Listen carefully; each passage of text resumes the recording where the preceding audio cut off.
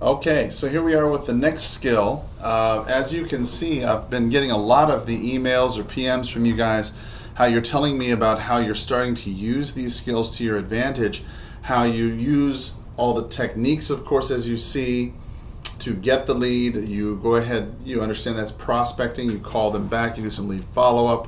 Maybe you're using some cards so you can keep a track of the ones that are the hottest. You're making appointments, you're setting some sort of qualifications for yourself, how far you'll go out, what price, what motivation they need to be at.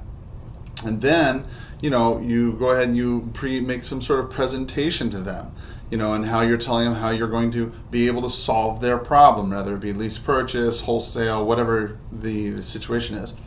Then once you've done that, you've negotiated a little bit, got some pricing, and now you're telling me that you're getting into the sales portion of it, which is pretty convenient actually, because what we're going to talk about today is buyers. Okay, so buyers. One of the things you need to understand about buyers is buyers are a dime a dozen. Okay, I like to call it the American Girl thought. Okay, so for example, I have a 10-year-old daughter, and she is in love with American Girl. And when I ask her, what do you want for Christmas?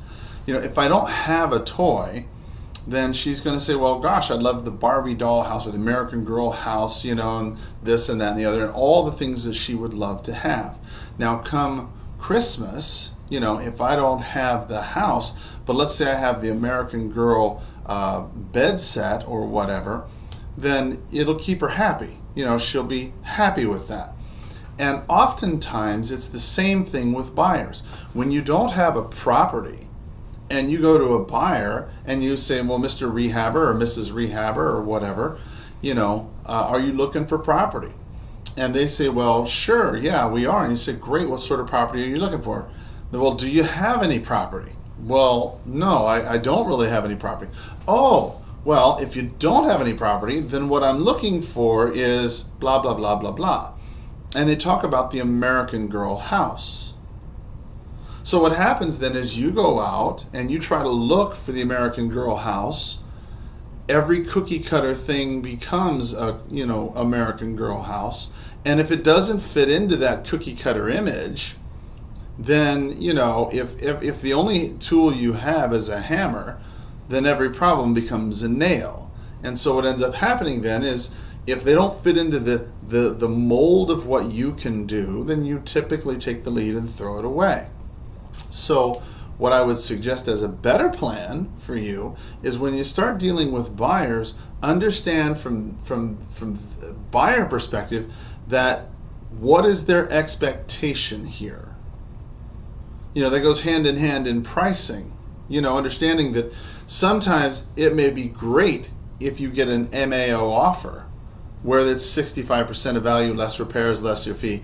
That would be a fantastic Barbie doll world to have. And every now and again you get those. But life is not made up of those sorts of things. It's made up of the bunts and the firsts and the doubles and things of that nature. And that's where you get the Barbie doll or the American Girl bed set. It's not the house, but it'll keep your crews busy through the summer. It'll get you a little bit of money. It's not the grand slam, but it's something. Are you interested? And so when you start dealing with buyers in that perspective, understand, as a wholesaler, at least in my opinion, you have a lot of power here. So the first thing I want you to write down is, understand that 100% of all the buyers that you deal with have to be qualified in some way, shape, or form, even if your qualification is nothing more than a name and phone number. Okay? You don't want to just go meeting people at property. First, it's unsafe. All right? Second, it's stupid. It's a waste of time. Okay? So 100% of the buyers that you have must be qualified. Now, depending on your level of expertise, that can add to the layers of which you're willing to qualify them. If they wanted to work with me, obviously they have a lot more layers than they might have to, say, work with my assistant. So the thing is that you got to understand for yourself, what are the standards that you're going to keep, with regards to a buyer. Are you only going to deal with people who are willing to buy or sell something now? Or are you looking for the guy who's just saying that he'll buy something anytime? What is that kind of standard you set for yourself? The next thing is you want to tell them the process that you're going to use.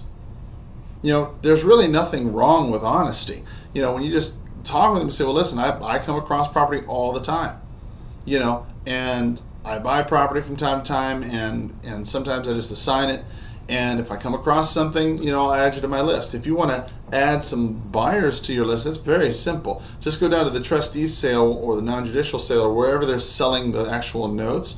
Where you live, you'll find a lot of cash buyers. Those guys are spending $10,000 just to bid, on properties that generally they've not seen. To buy something from you, it's $2,500 down and they get a chance to take a look at it at least. That's not a bad deal. If you want to build a buyer's list of people who are ready to buy now, then that's where I would go. Next, you got to understand, the more you show them, the less confidence they have in you. As an agent, you tend to think that, you want to go show them all the property in the world. And it actually works against you. As a wholesaler, it's the same thing. Sometimes less is more. If you go telling out everybody's deal, joint venturing, because you got all these hooks in the water and all these, you dilute your efforts.